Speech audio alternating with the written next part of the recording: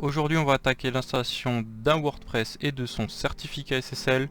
Dans un premier temps, on va donc sécuriser notre nom de domaine et le site web. Vous allez donc cliquer sur le petit cadenas rouge en face de votre domaine. Vous faites ensuite activer maintenant donc le certificat SSL Wildcard qui vous est offert par Ionos. Là vous voyez qu'il nous précharge notre nom de domaine par défaut. Vous laissez également utiliser avec mon site web One Ionos et vous faites j'ai lu et que j'accepte les conditions d'utilisation.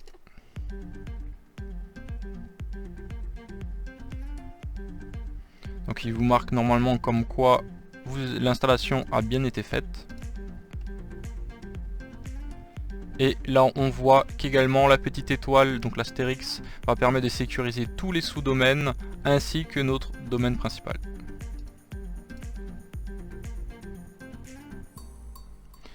Donc il se peut que ça reste encore en rouge, c'est juste une histoire de cacher de cookies. Donc une fois que vous avez bien eu la certification que le SSL a été installé, tout est bon. À partir de là, on a deux solutions pour installer notre WordPress. Soit depuis la barre recherche, vous tapez WordPress et vous devez voir apparaître installer WordPress. Donc ça va vous renvoyer directement sur la bonne page, ou utiliser le domaine. À partir de là, vous faites le premier choix, créer un site web. WordPress est proposé par défaut. Vous faites démarrer maintenant. On donne un titre à notre projet. Créer un site web. Les informations pour accéder au back-office. Donc, connexion administrateur, le nom. Le mot de passe, vous mettez ce que vous voulez. J'ai lu, j'accepte les conditions à nouveau. À partir de là, on a donc une version managée qui est proposée par Ionos ou une version classique.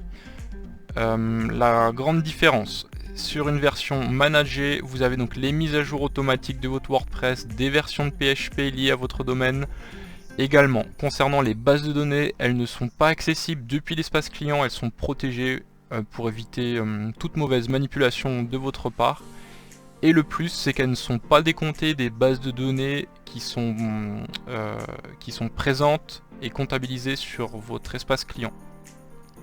Également, vous avez la possibilité de passer d'un WordPress Managed vers un WordPress classique, mais pas l'inverse. Concernant le WordPress classique, vous avez donc la possibilité de faire toutes les mises à jour et les sauvegardes vous-même, aussi bien des fichiers du site que des bases de données utilisées.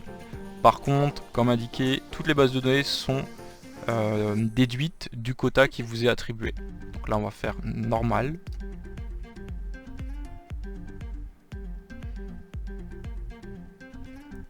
Et l'installation est déjà en cours. Il n'y a plus qu'à patienter le temps que le WordPress crée les fichiers et également les bases de données associées.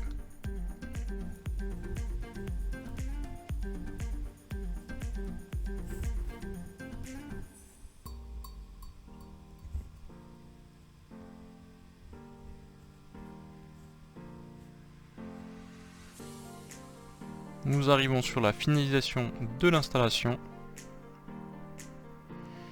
Et comme indiqué, félicitations, votre nouveau site web est en ligne. À partir de là, on voit qu'on a le petit cadenas vert comme quoi notre site est bien sécurisé. On va donc pouvoir tester notre site web. Et là, il se peut qu'on arrive sur la page défaut site de Ionos. Donc ceci est normal, ça peut être un souci de cache de votre navigateur internet. Je vous invite donc à essayer votre domaine en navigation privée.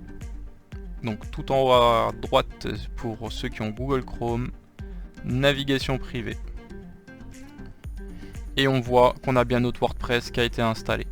Donc à partir de là, on va pouvoir se connecter au back-office. Également, on a le petit HTTPS.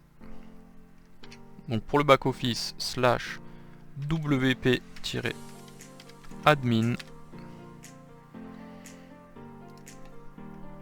Là on met nos identifiants.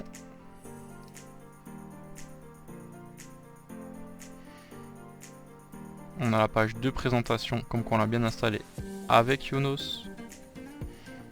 Et on peut faire non merci, je suis un expert.